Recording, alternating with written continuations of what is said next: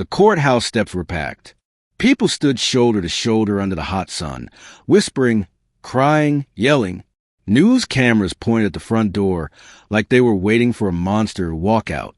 Inside, a judge raised his head and said, "All charges are dismissed." Gasps filled the room. A man who everyone in town knew was guilty stood up and smiled. His lawyer shook his hand. His family hugged him. Outside, sirens wailed as police cleared a path. And in the back row, a mother dropped to her knees. Her son was dead, and now no one would ever pay for it. That was the moment the small-town murder exposed something ugly hiding in plain sight, a justice system that did not protect the truth, but buried it. As the guilty man walked free, someone leaned close to me and whispered, "This goes higher than we thought." That's when I knew this wasn't just a murder. It was a cover-up. 2 years earlier, the town of Briarwood, Ohio, felt like the safest place in the world. Briarwood was small. One main street, one high school, one grocery store.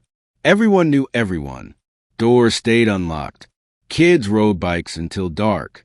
Nothing bad ever happened here. Or so we thought. My name is Sarah Collins. I grew up in Briarwood. I worked as a clerk at the county records office. Boring job. Quiet life. Until the night everything broke. It was a Friday in early fall when Jacob Miller didn't come home. Jacob was 17. He was tall, skinny, and always laughing. He worked part-time at the gas station and dreamed of leaving town one day. Everyone liked him. Teachers trusted him. Parents felt safe when he was around. That night, Jacob left work at 9 p.m. He never made it home. At first, no one panicked. Briarwood wasn't that kind of town. His mom, Linda Miller, thought maybe he was with friends. Maybe his phone died. By midnight, she was calling everyone. By morning, she was calling the police. The search started slow. Too slow. Police said, "He probably ran off. He'll show up." Teenagers do this. Linda didn't believe them. Neither did I. By the third day, the whole town was looking. Flyers on every pole. Volunteers in the woods. Dogs brought in from the next county. Then, on the fourth day, they found Jacob. He was lying near Miller's Creek, just outside town. His shoes were missing. His face was bruised. His body was cold.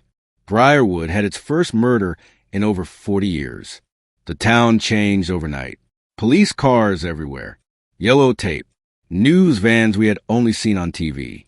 Parents pulled their kids inside early. People locked their doors for the first time in their lives. The police chief, Harold Boone, held a press conference. "This appears to be an isolated incident," he said. "There is no danger to the public." But his hands were shaking. The autopsy report came back fast. Too fast. Cause of death, blunt force trauma. No suspects. No weapon. No clear answers. That was the first red flag. Jacob's family asked questions. Lots of them. Why were his shoes missing? Why were there marks on his wrists? Why was his phone never found? The answers were always the same. We're looking into it. It's under investigation. Please be patient. Weeks passed. Then something strange happened. A suspect was named. His name was Ethan Brooks.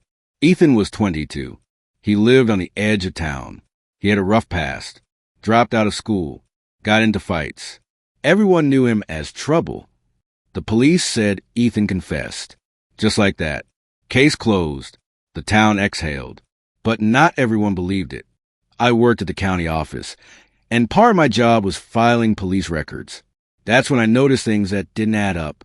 Ethan's confession was only 2 pages long. No recording.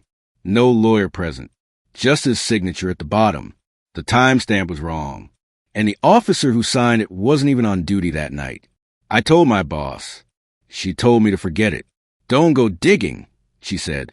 "This town doesn't like trouble." But Jacob's mother didn't forget. Linda Miller stood outside the courthouse every day with a photo of her son. She talked to reporters. She asked for answers. That's when people started turning on her. She won't let it go. They caught the guy. She's making it worse. But Linda kept saying one thing. They arrested the wrong man. The trial was set quickly. Too quickly. Ethan looked scared every time he walked into court. His lawyer barely spoke. Evidence was thin. No fingerprints. No DNA. Just that confession. Then came another shock. Key evidence went missing. Jacob's jacket. Gone. Surveillance footage from the gas station. Lost. Phone records. Incomplete.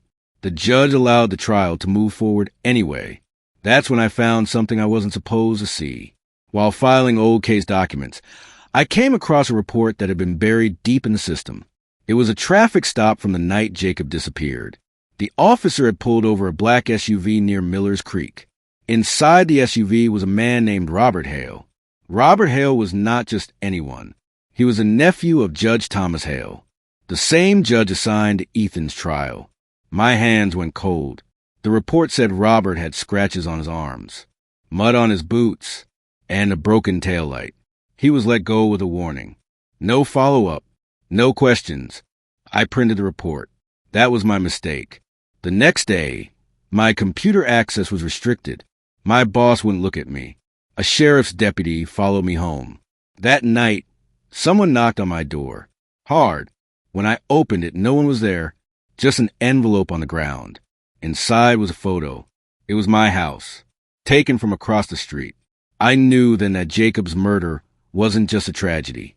It was being protected. The trial began anyway. Ethan Brooks was found guilty.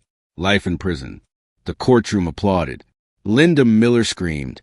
Outside, Judge Hale told reporters, "Justice has been served." But I knew the truth, and so did someone else. 2 weeks after the verdict, my phone rang at midnight. A man's voice whispered, "If you have the report, they know." Then the line went dead. The next morning, I woke up to sirens. Robert Hale's SUV was pulled from Miller's Creek, and inside it was something the police said didn't exist. The SUV sat on the creek bank, like a secret dragged into the open. Mud covered the tires. Water dripped from the doors. Police lights flashed red and blue across the trees as officers stood in a tight circle, speaking in low voices. I stood behind the tape of the rest of the town, my heart pounding so hard I could hear it in my ears. They said the SUV was empty. That was the first lie, because I saw them pull something out of the back seat. A jacket. Dark. Heavy. Wet. Jacob Miller's jacket. The same jacket police claimed had been lost months earlier. People started whispering. Phones came out. Someone yelled, "That's evidence!" The police chief stepped forward fast. "Everyone needs to move back. This is an active investigation." Linda Miller pushed through the crowd. Her face was pale, her eyes locked on the creek. "That's my son," she said. "I know it is." No one answered her. The SUV was towed away before anyone could take a clear picture. The tape went up higher. The crowd was forced back. By evening, the news story changed. Police released a statement saying the vehicle was unrelated to Jacob's case. They said the jacket could not be confirmed. They said rumors were dangerous. But the town had seen enough. That night, Briarwood buzzed like a beehive. People whispered in kitchens, in garages, in church parking lots. Names were spoken out loud for the first time. Robert Hale, Judge Hale's nephew. The man pulled over near the creek the night Jacob died. The next morning, Judge Hale announced he was taking a leave of absence for health reasons. That was the second lie. I went to work, but my desk was empty. My files were gone. My computer was locked. My boss pulled me into her office and closed the door. "You need to take some time off," she said. "For how long?" I asked. She swallowed. "Until this blows over." "It won't," I said. She didn't argue. When I got home, a police car was parked across the street. The same deputy sat inside, watching my house like he was guarding it, or watching me. I didn't sleep. The next day, Linda Miller came to my door. She looked tired, smaller, but her eyes were sharp. "I know you found something," she said. I didn't deny it. We sat at my kitchen table. Papers spread out between us. The traffic stop report. Dates. Names. Times that didn't match. Linda's hands shook as she read. "They knew," she whispered. "They knew from the start." "Yes," I said. And they still sent Ethan Brooks to prison. Her face twisted with pain. That boy is innocent. We decided to act.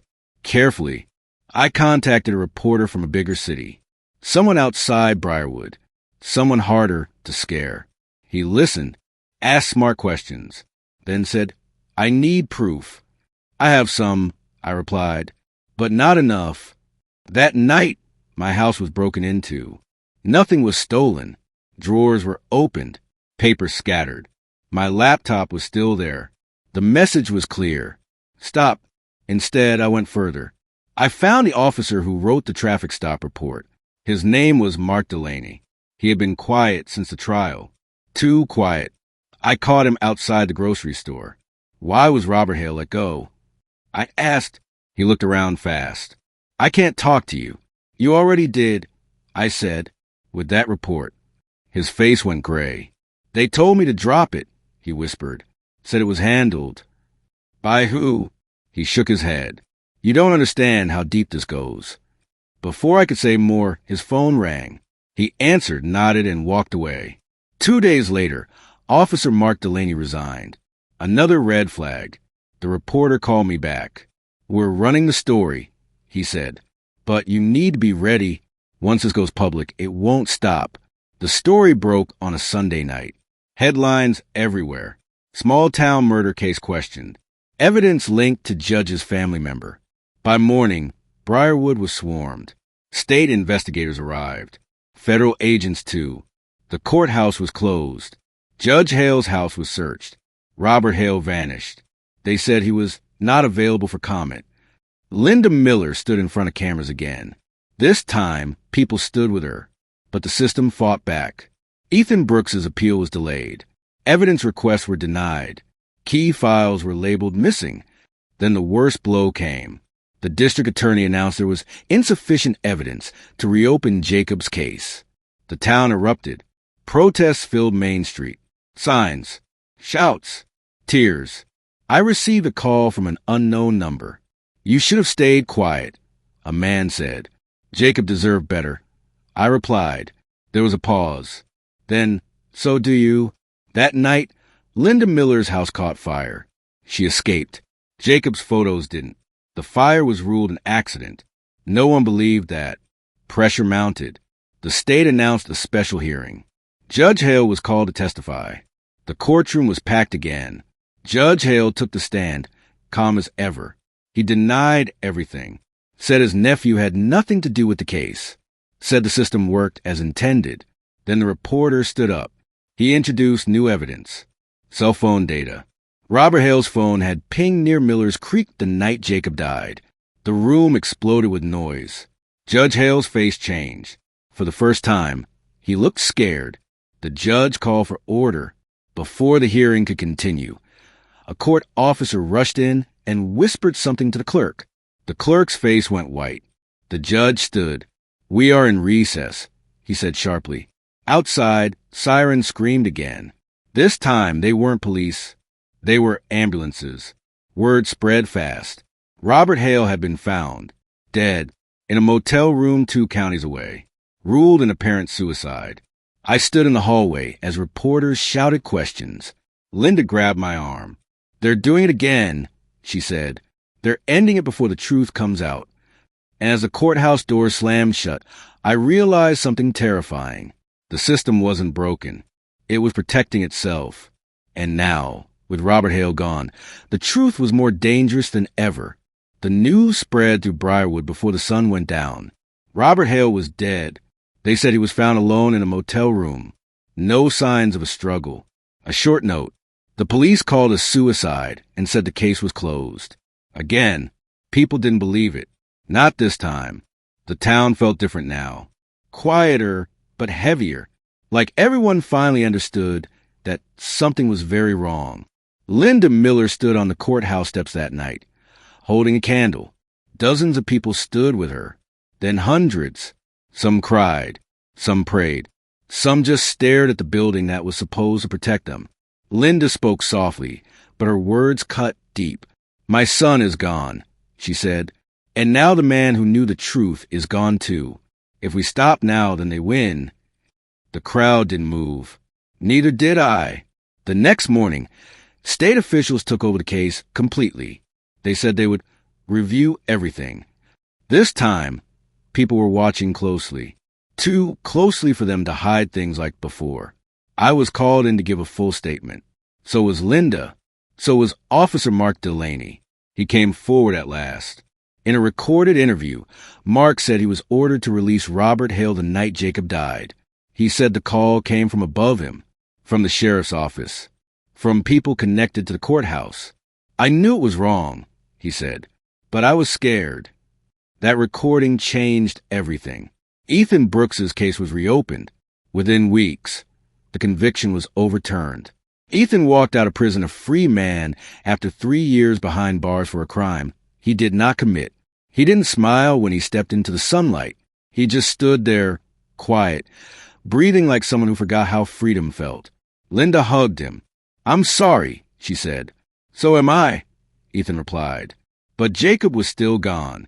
The investigation moved fast now.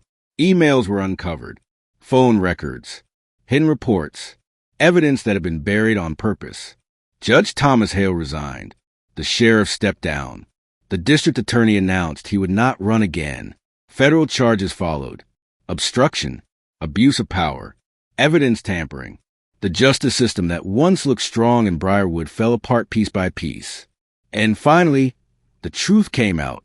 Jacob Miller had been attacked the night he disappeared. He fought back. His shoes were lost in the struggle. His wrists were held down. He tried to run.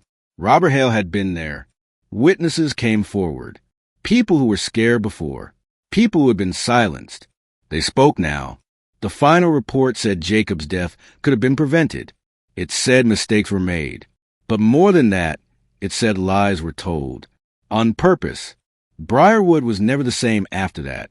Some people moved away. Others stayed and tried to rebuild trust. A memorial was placed near Miller's Creek. Just a simple stone with Jacob's name on it. Linda visits it every week. So do I, because this was never just about one murder. It was about a small town that believed the justice system would protect them, and learned the hard way what happens when it doesn't. The small town murder didn't just take a life. It exposed a corrupt justice system in America, and once the truth was seen, it could never be hidden again.